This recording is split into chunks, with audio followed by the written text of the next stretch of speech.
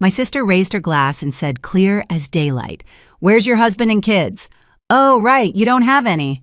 The laughter that followed wasn't loud, but it cut deep, my parents smiling like it was harmless fun, my fork frozen midair. I'd spent years paying their bills, saving their home, and now I was the punchline at their table. I set my spoon down, looked my sister dead in the eye, and said, "Where's your money?" "Oh, right, I've been supporting you." Until today.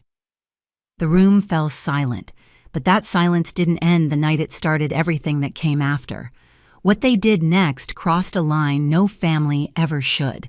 Before I tell you what that silence led to, tell me, where are you listening from? So I know I'm not the only one who's ever been laughed at by their own family. And when you've heard the rest of my story, tell me, what would you have done if you were sitting at that table? I'm Grace Whitaker, 32, a UX researcher living in Seattle's Capitol Hill. From the outside, my life looks steady, clean apartment, stable job, quiet mornings.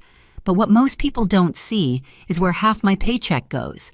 It disappears into the same black hole it's gone into for years, my family. My mother, Linda, was a nurse until her heart surgery forced her into early retirement. My father, Thomas, used to teach economics before moving into consulting, which usually means waiting for calls that never come. And then there's my sister, Brooke, 4 years younger. Bright, charming, endlessly adored. She calls herself a fashion influencer, though what she really influences is my bank balance. Rent, credit cards, car repairs, her texts always start the same way. "Hey sis, can you help me just this once?" I used to tell myself that's what good daughters do. They keep the lights on the house from foreclosure, the family from falling apart. I thought that if I just kept giving one day, they'd see me as more than their backup plan. Every Sunday, I drive an hour south to Tacoma for family dinner. My mother insists it's tradition: roast chicken, mashed potatoes, something sweet at the end. The house still smells the same, like coffee and old wood polish. The photos on the wall are the same too: Brooke, in a white dress at her high school pageant, Dad shaking hands with someone important, Mom smiling in a hospital uniform. There isn't one photo of me alone. I'm always standing at the edge, half cropped out, the reliable one who showed up late because she had to finish work first. I don't complain. I bring wine, I help clean up. I ask about their week. They talk about Brooke's latest partnership, about Dad's potential client, about Mom's pills being too expensive. When the meal ends, Dad pats my shoulder like a colleague, not a daughter, and says, "Thanks for keeping things steady." Some nights on the drive back to Seattle, I tell myself this is just how families are: messy, imperfect, needy. Other nights I grip the steering wheel so tight my knuckles ache, because deep down I know it's not love that keeps me paying their bills. It's guilt, the kind they raised me on. That's why I didn't see the dinner last Sunday coming. I thought it would be like every other one small talk tension hidden under polite smiles. But that night, the air felt different, thick with something sharp and waiting. The kind of tension that makes even the silverware sound loud. That Sunday, the table looked the same as always. Chicken steaming in the center, a basket of rolls, wine glasses catching the amber light. But the warmth felt wrong, stretched too thin. My mother talked about Brooke's latest fashion event, how she'd been invited to a designer party in downtown Seattle. My father added something about great exposure and how proud we should be. I smiled, said all the right words, but my chest felt tight. Exposure didn't pay rent. Pride didn't erase the thousands I'd wired to keep her credit score alive. Brooke leaned back in her chair, phone in hand, scrolling as she half listened. Her laughter, sharp, dismissive, broke through my silence. "You know, Grace, you should come to one of those events. Maybe you'd finally meet someone." She looked up with that grin that never reached her eyes. "Where's your husband and kids, anyway?" "Oh, right, you don't have any." For a heartbeat, no one moved. Then Mom laughed. Soft, high-pitched, the kind she used when she wanted to smooth things over, but this time it carried something else. "Agreement," Dad chuckled too, shaking his head. "Don't tease your sister," he said lightly, but there was a smirk tugging at the corner of his mouth. I felt the world narrow. The smell of roasted garlic, the ticking wall clock, the clink of silverware, they all blurred into a hum. I'd worked every holiday, skipped vacations, paid their debts. And this was what they saw when they looked at me, someone incomplete. a woman defined by what she didn't have. Brooke swirled her wine eyes, glinting. I mean, you're doing fine, right? That tech job of yours, what is it you do again? Screens and surveys? Her tone was sugary, cruel. I just think you'd be happier if you had a life outside spreadsheets. My hand tightened around the spoon. I could feel the heat rising from my neck to my ears. For years, I'd let it slide, the jokes, the digs, the quiet expectations. But something broke, then something small but irreversible. I set my spoon down and looked straight at her. My voice came out calm, almost too calm. "Where's your money, Brooke?" I asked. "Oh, right, I've been supporting you." Until today. The words hung in the air like shattered glass. The laughter stopped. My mother's hand froze halfway to her mouth. My father's eyes darted between us, unsure whether to scold or stay silent. Brooke blinked, stunned. "Excuse me, you heard me," I said quietly. "I'm done." For the first time in years, no one interrupted me. The only sound was the ticking clock on the wall. That silence, it wasn't peace. It was the sound of something ending. When I drove back to Seattle that night, the silence in my car felt heavier than their stares. The road stretched ahead like a tunnel of headlights and rain. My reflection in the window looked unfamiliar calm on the surface, but underneath something sharp had finally woken up. I didn't cry. I didn't replay their words. I just thought about everything I'd done, every transfer, every bill, every sacrifice that had built their comfort while shrinking mine. By the time I reached Capitol Hill, I knew I couldn't go back. Inside my apartment, I kicked off my shoes and went straight to my desk. The stack of envelopes was still there, bills, payment notices, receipts I'd never had the courage to total. I turned on my laptop and opened my bank account. Line after line, year after year, it stared back at me.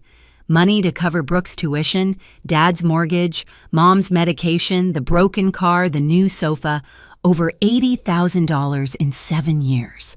My chest tightened. I'd spent the best years of my life keeping everyone else afloat. The irony was brutal. I worked in fintech building tools to help people manage their money, while I couldn't manage to keep my own from bleeding away. That night, I hovered over the recurring transfer button I'd set up for my parents. The screen asked, "Are you sure you want to cancel this transfer?" I clicked, yes. It was just one click, but it felt like cutting a cord that had strangled me for years. I sat back exhaling for what felt like the first time in forever. The next morning, my phone started buzzing before I'd even finished my coffee. Mom first. "Sweetheart, did something happen? The mortgage payment didn't go through." Then Dad. "You forgot the house transfer." Then Brooke. "Hey, can you Venmo me rent's due?" I read every message, every guilt-laced word, and put the phone face down. By evening, there were voicemails, Mom's voice trembling, Dad's angry, Brooke's half accusing, half begging. By the end of the week, the calls turned desperate. "You can't do this to your family. You owe us after all we've done. You're being dramatic." I didn't respond to any of them. Instead, I started saving everything, the messages, the bank logs, the receipts, not out of spite, but because something inside me whispered that this wasn't over. Then came the text that confirmed it. "Come home Sunday. We need to talk." No greeting, no question, just an order. I stared at the message until the screen dimmed. My pulse slowed. If this was the war they wanted, I'd stop pretending I didn't know how to fight. "Fine," I whispered to myself. "Let's talk." Sunday came gray and cold. The drive down to Tacoma felt different this time. No guilt, no need to rehearse polite answers. Just a steady, deliberate calm. I parked in front of the house I'd spent years saving from foreclosure. The paint was peeling, the porch light still flickered, and the same curtains hung in the windows. Nothing had changed, and yet everything had. When I stepped inside, the air felt heavy with tension and coffee. My mother was setting the table, her movements brisk, avoiding my eyes. My father sat at the head of the table like a judge, hands clasped. Brooke leaned against the counter, scrolling her phone, pretending not to care. "Grace," my mother said without looking up, "we can't live like this. The mortgage, the bills, you know how hard it is for us." I hung my coat over the chair. "I know. I've known for 7 years. Dad's tone was sharp. "Don't start. This family depends on you, and you've always helped. Why stop now?" I met his eyes. "Because it's not help if it's expected. That's called obligation." Mom dropped the napkin she was folding. "You're being cruel." "No," I said quietly. "I'm being honest." Brooke snorted, still looking at her phone. "Wow, someone's found their backbone. Congratulations, sis." I turned toward her. "You know what's funny? You mock me for not having a husband or kids, but you've lived off me like I'm your second parent." Her head jerked up. "Excuse me." Mom jumped in, flustered. "Enough, both of you. Brooke's still finding her footing. You can't expect her to be as responsible as you." My laugh came out dry. "That's exactly the problem. You never expected her to be." Dad slammed his hand on the table, the sound sharp as glass. "Watch your tone. We're your parents. Show some respect." I met his glare, steady and calm. Respect is earned, not demanded. He rose slightly as if to intimidate me, but I didn't move. For a moment, no one spoke. The tension was so thick it felt like the air itself could shatter. Then Brooke spoke again, her voice dripping with venom. "You think you're so much better because you make a little money. Please. Without us, you'd have no one." I took a breath. "That's the difference, Brooke. You need people to define you." "I don't." Her face twisted. "You're pathetic. You'll die alone with your spreadsheets." I smiled faintly. "Maybe, but at least I'll die debt-free." Mom gasped. Dad muttered something under his breath and Brooke stormed toward me. "You selfish." Before she could finish, I reached into my bag and pulled out a thick folder. The sound of paper hitting the table snapped her words in half. "What's that?" Dad demanded. "Records," I said. "Every payment I've made for this family since I started working, over $84,000. Tuition, mortgage, credit cards, repairs, even the new couch you're sitting on." Brooke rolled her eyes. "You're keeping score now." "No," I said evenly. "I'm keeping proof." Mom's voice shook. "Grace, that's not necessary." "It is," I cut in. "Because what happened after that dinner last week wasn't just a misunderstanding." Dad frowned. "What are you talking about?" I slid another sheet toward him, a printed notice with his signature. "This. The home equity loan you took out using my name." He stared, color draining from his face. "That's ridiculous." "Really?" "The bank disagrees." I pulled out another page stamped with an official seal. "Forgery, identity theft, elder fraud, depending on how far I decide to go." Brooke froze, her eyes darting between us. "You called the bank." "I didn't just call," I said. "I hired a lawyer, Rachel Tran. She's handling the case." Mom's hand flew to her chest. "You brought in an outsider to turn against your own family." I looked at her steady. "You stopped being my family when you used me like a wallet. You crossed a line when you signed my name." Dad leaned forward, voice low. "You think you can threaten us?" I didn't flinch. "Not a threat, a timeline. You have 30 days to remove my name from every account and repay what you owe. If you don't, Rachel will file." The room went dead silent. The ticking clock on the wall sounded louder than ever. Brooke whispered, "You wouldn't. Try me." For a long moment, no one spoke. Then Mom's tears began soft practiced. "Sweetheart, we only did it to protect the house. You know your father's been struggling. We thought that I'd clean it up again," I said. "You didn't think. You counted on it." Dad's face hardened. "We're your parents, and I was your insurance policy," I replied. "Not anymore." Brooke sank into her chair, eyes glassy. "You're ruining us." I gathered the folder back into my arms. "No, Brooke. I'm saving myself." As I turned toward the door, Mom's voice cracked behind me. "Grace, please, we can fix this together." I paused at the doorway. "I spent years fixing things you broke. This time, you'll fix it yourselves."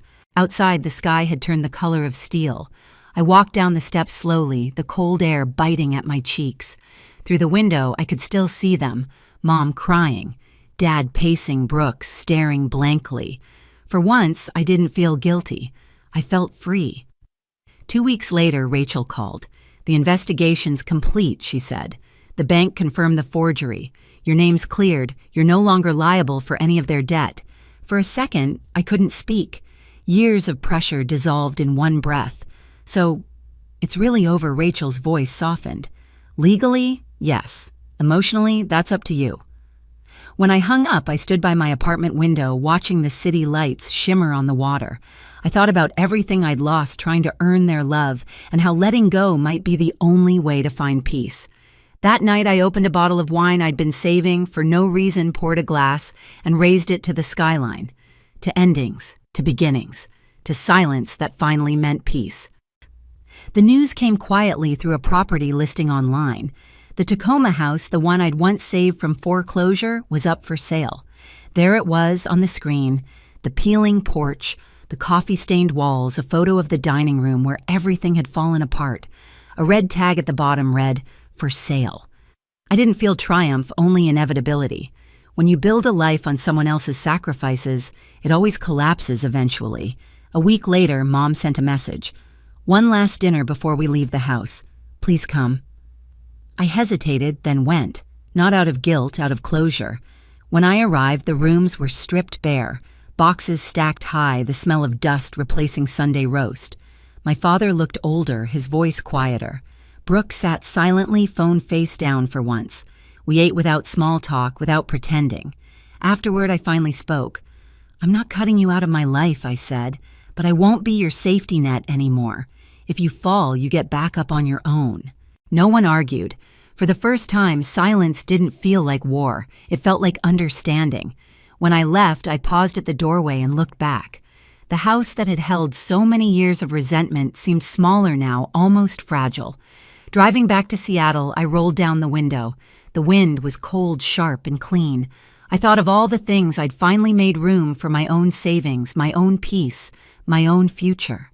In the weeks that followed, I focused on work, took a promotion, and signed up for a night course I'd been putting off. My life was no longer divided into what they needed and what was left of me. It was mine again. Sometimes I still think about that night, the laughter, the silence, the line I finally drew. For years, I thought love meant sacrifice, that being the good daughter meant carrying everyone else. But real love doesn't drain you. It doesn't demand your peace as proof. Now, when I sit in my Seattle apartment and see the sun slide over the skyline, I don't feel bitterness, just calm. I learned that saying no isn't cruelty, it's self-respect. If you've ever been the one holding your family together while they tore you apart, I want to hear from you. Tell me where you're listening from and what line you had to draw. And if this story hit home, subscribe because there's more to tell.